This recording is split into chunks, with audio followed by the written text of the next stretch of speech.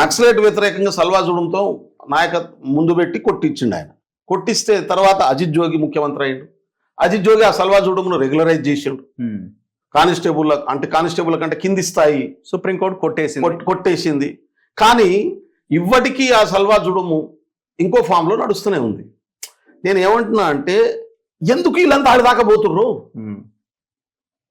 ఎందుకు ఆ ఫారెస్ట్లో ఎవరి ప్రయోజనాల కోసం ప్రైవేట్లు హెలికాప్టర్లు దిగే రోడ్వేలు వేసిండ్రు? ట్రైబల్స్ ఏమైనా ఫ్లైట్ ఎక్కుతుర్రా? ఆనికి పువ్వర్తిలో కూడా హెలిప్యాడ్ ఉంది. అదే అంటున్నా, పువ్వర్తిలో హిడ్మా ఇంటి పక్కన హెలిప్యాడ్. దేనికోసం నేను అంటున్నాను అంటే ట్రైబల్ను చంపడానికి పోయినప్పుడు వాడికి ఎదురు తిరగడం తప్ప వేరే మార్గం తెలియదు. ఇది tribal model of living style.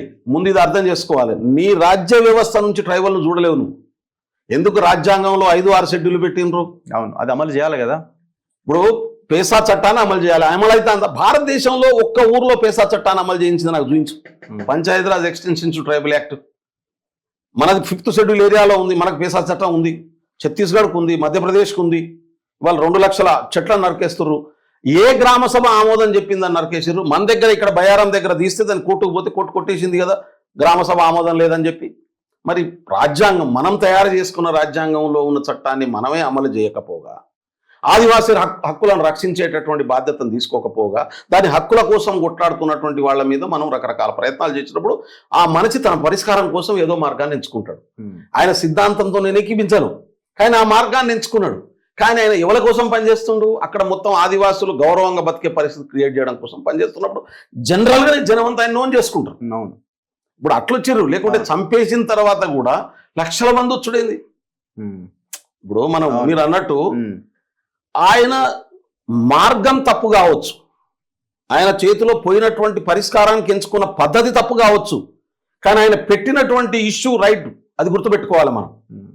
ఇప్పుడు మన దగ్గర నక్సలైట్లు రాజశేఖర రెడ్డి గారు ముఖ్యమంత్రి ఉన్నప్పుడు చర్చలకు పిలిచిండు. కొంతమంది ఇక్కడికి వచ్చారు మన దగ్గర. ఇదే మంజీరా గెస్ట్ హౌస్ పక్కన ఉంచిన రాళ్ళను. నేను అప్పుడు మీ మధ్యవర్తుల కమిటీలో సభ్యునిగా ఉన్నా. బాలగోపాల్ గారు ఉన్నారు, హరగోపాల్ గారు ఉన్నారు, చాలా మంది పెద్దలు మేధావులు ఉన్నారు. దీని మీద ఆ కమిటీలో నేను సభ్యుని. మొదటి రోజు వచ్చినప్పుడు వాళ్ళు ఆ గుంటూరు జిల్లాలో ఎక్కడి నుంచి బయటకు వచ్చిర్రు, దోర్నాల దగ్గర నుంచి వచ్చిండ్రు. ఆడ నుంచి ఈడికి వచ్చేటర్లకు ప్రతి దగ్గర 1000 మంది వాళ్ళని కలిసి మాకు ఈ సమస్యలు నేను వచ్చిండ్రు. ఈడికి వస్తే ఫస్ట్ డే పొద్దుగాల వాళ్ళు వచ్చిన రోజు 500 మంది ఉన్నారు. 3వ రోజు 30-40 వేల మంది వచ్చిండ్రు. జనం దరఖాస్తులు పట్టుకొని అందరు. మా ఇళ్ళని వీడు గుంజుకున్నాడు, లేకుంటే నా జాగని ఈయన గుంజుకున్నాడు, నాకు పలానోడు ప్రమోషన్ రానియకుండా ఇది చేసిండు. ఇట్లా కొన్ని 1000 మంది దరఖాస్తులు పట్టుకొని వచ్చిండ్రు. అంటే మనం ప్రజల ఓట్లతో ఎన్నుకోబడి రాజ్యాన్ని నమ్మట్లేదు అంటే నడుస్తున్నటువంటి మనకంటే ఎక్కువ ఇవాళ అక్కడ ఎందుకు వాళ్ళని నమ్ముతున్నారు, వాళ్ళని నమ్ముతున్నారు? ఇది మనం కదా, మనల్ని మనం ప్రశ్నించుకోవాలి కదా. వాస్తవం. ఎందుకు ప్రజల విశ్వాసాన్ని కోల్పోతున్నాం? మనం ప్రజల ఓట్లతోని కదా అధికారంలోకి వచ్చింది. ప్రజల విశ్వాసాన్ని నిలబెట్టుకోవాల్సినటువంటి బాధ్యత మనదే కదా. ఎక్కడ మన నడవడికలో తప్పు ఉంది, మన ఆచరణలో తప్పు ఉంది? ఎందుకు ఎక్కడో ఉన్నటువంటి అడవుల్లో బతుకుతున్నటువంటి నక్సలైట్ల మీద ప్రజలకు ఫేత్ వస్తున్నది? కారణం ఏంది? అంటే మనం ఫెయిల్ అవుతున్నాం అనేటటువంటి విషయాన్ని మనం ఒప్పుకొని దాన్ని సరి చేసుకోవాలి కదా. సరి చేసుకోకపోతే రాజ్యాంగ వ్యవస్థ కుప్పగూలుతుంది కదా. అందుకనే ఇవాళ హిడ్మా లాంటి ఒక ఆదివాసీ అక్షరాలు రానిటువంటి ఒక బిడ్డ చచ్చిపోతే మాకు న్యాయం చేసేటటువంటి నాయకుడు చచ్చిపోయింది అనేటటువంటి భావన ప్రజల్లో వచ్చింది. అంటే ఇక్కడ హిడ్మాకి ఎంతమంది వచ్చిర్రు, వాడిని ఎట్లా బదనాం చేద్దాం, ఇది కాదు. ఎందుకు అట్లా వస్తున్నారు ప్రజలు? ఎక్కడ మనం వైఫల్యం? మీ దృష్టిలో హిడ్మా అంటే ఒక్క లైన్లో ఏం చెప్తారు? హిడ్మా అంటే ప్రజల కోసం పోరాటం చేసి చచ్చిపోయినాడు. ఇంకో విషయాన్ని కూడా నాకు అనుమానం వస్తుంది ఈ మధ్యకాలంలో. మావోయిస్టు పార్టీ గత 3-4 సంవత్సరాలుగా ఆయుధాలు వదిలేయాలనే చర్చ జరుగుతుంది. దాంట్లో చాలా రకాల ఆర్టికల్స్, స్టేట్మెంట్లు వాళ్ళ నుంచి మనం చూసినాం. నాకు తెలిసి గత ప్రభుత్వం, కాంగ్రెస్ ప్రభుత్వం ఛత్తీస్గఢ్లో ఉన్నప్పుడు కాంగ్రెస్ ప్రభుత్వానికి కూడా వాళ్ళ నుంచి ప్రపోజల్ వచ్చినట్టుగా నాకు తెలిసింది. ఆ ప్రపోజల్ను కాంగ్రెస్ ప్రభుత్వం, ఛత్తీస్గఢ్ కాంగ్రెస్ ప్రభుత్వం గవర్నమెంట్ ఆఫ్ ఇండియాకి కూడా రాసినట్టుగా తెలిసింది.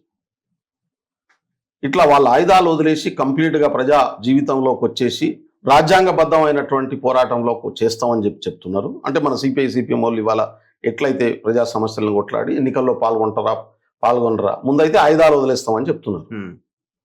సరే, దాన్ని కేంద్ర ప్రభుత్వం అంగీకరించలేదని, మీరు అది మొత్తం జాతీయ స్థాయిలో 4-5 రాష్ట్రాల్లో ఉన్న సమస్య కాబట్టి మీరు దీంట్లో ఇంటర్ఫియర్ కావద్దని చెప్పి ఇన్స్ట్రక్షన్స్ వచ్చినాయని చెప్పి, ఎందుకంటే ఈ ఇన్సిడెంట్ జరిగిన తర్వాత ఛత్తీస్గఢ్లో మా పిసిసి మిగతా వాళ్ళతో మాట్లాడినా నేను.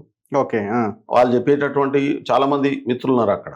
వాళ్ళు చెప్పేటటువంటి మాట ఏంటంటే, ఇది మన ప్రభుత్వం ఉన్నప్పుడే ప్రతిపాదన వస్తే మనం గవర్నమెంట్ ఆఫ్ ఇండియాకి పంపించినాం, కానీ గవర్నమెంట్ ఆఫ్ ఇండియా మోడీ ప్రభుత్వం ఒప్పుకోలేదు. ఒప్పుకోకుండా దీన్ని మేము హ్యాండిల్ చేస్తాం, వదిలేయండి అన్నారు. అయితే వాళ్ళు కంప్లీట్గా చంపేయాలనేటటువంటి యాంగిల్లో పోతున్నటువంటి పరిస్థితి ఉంది. ఇప్పుడు వీళ్ళంతా భారతదేశం